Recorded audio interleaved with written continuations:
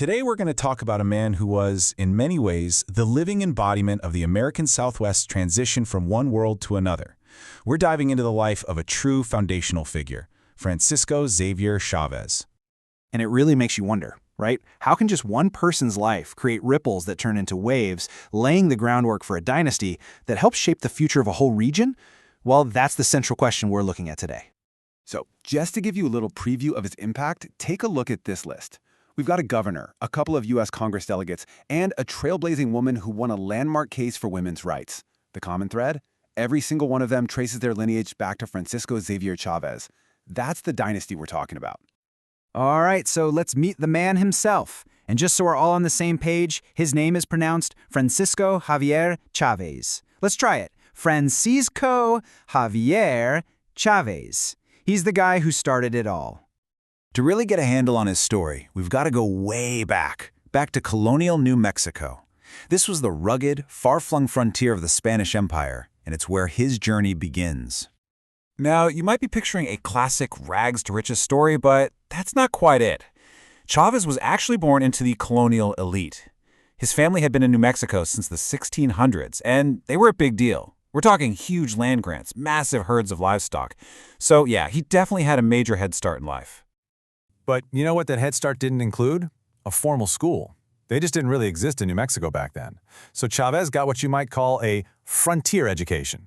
He learned by doing, running ranches, picking up the art of the deal from his family, and just soaking in the politics of the region. And let me tell you, that real-world knowledge turned out to be way more valuable than anything he could have learned in a classroom. And all that practical experience? Well, it was about to be put to the ultimate test. See, Chavez was about to find himself leading his home through a revolution. As the Spanish Empire started to crumble and a brand new nation, Mexico, was born. I mean, just look at this timeline. It's a complete whirlwind. Think about it. For centuries, you're part of Spain. Then, boom, 1821, you're part of an independent Mexico. A year later, it's an empire. Then 2 years after that, the empire's gone, and now you're in a republic. It was just a period of massive, massive uncertainty. So when things are that chaotic, who do you look to for leadership? You look for someone steady, someone you trust. And for New Mexicans, that person was Chavez. They elected him to be the first president of their new provincial council. They saw him as the calm in the storm. A few months later, in July of 1822, he was officially named New Mexico's very first governor under Mexican rule. So how long did this incredibly important governorship last? Just 5 months. And you're probably thinking, 5 months? What can you even get done? Well, turns out, a lot. Especially when it's the right 5 months. Chavez did exactly what was needed. He kept the peace, gave people a much-needed sense of stability, and, this is huge, he helped kickstart trade on the brand-new Santa Fe Trail.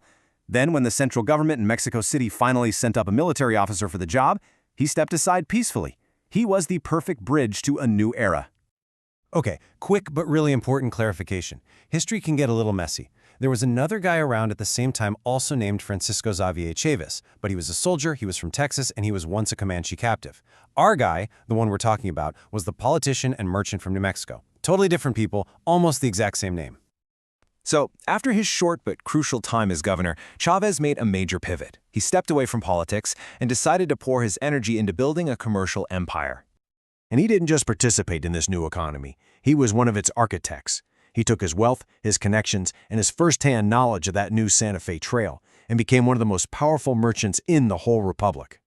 And we're not talking about some small-time operation here. This guy was a titan of industry. He organized these huge trading caravans all the way to Missouri, swapping New Mexican wool and mules for American goods. He raised enormous flocks of sheep, even driving them all the way to California. He became one of the wealthiest men in New Mexico, for sure, but he also started knitting the economy of New Mexico together with the United States. Chavez passed away in 1838 at his ranch. He was about 70 years old. And the timing is really something, isn't it? He died a proud citizen of the Mexican Republic, just 8 short years before the U.S. Army would march in and change New Mexico's fate forever. So what does it all add up to? What's his ultimate legacy? When you put all the pieces of his life together, you see a man who was truly a bridge between different worlds and different times.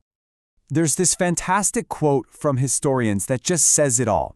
He was the last of the old patriarchs under Spain and the first leader under independent Mexico. It just perfectly captures that incredible moment of transition that he lived through. So let's just run through it one last time. He was the first native-born governor of New Mexico under Mexican rule, providing that steady hand when it was desperately needed. He was an absolute giant of the Santa Fe Trail trade, completely reshaping the region's economy. And, like we saw at the very beginning, he was the patriarch of a family whose influence would be felt for generations across Spanish, Mexican, and U.S. rule. And that brings us to a final thought. This isn't really just a story about one guy. It's a story about a place, a people, and a culture navigating incredible, world-altering change. So what does his life, this bridge between eras, really tell us about the complicated, messy, and fascinating birth of the American Southwest? Of course, we couldn't have put this story together without standing on the shoulders of some fantastic historians and archives. Here are the sources we leaned on for today's explainer.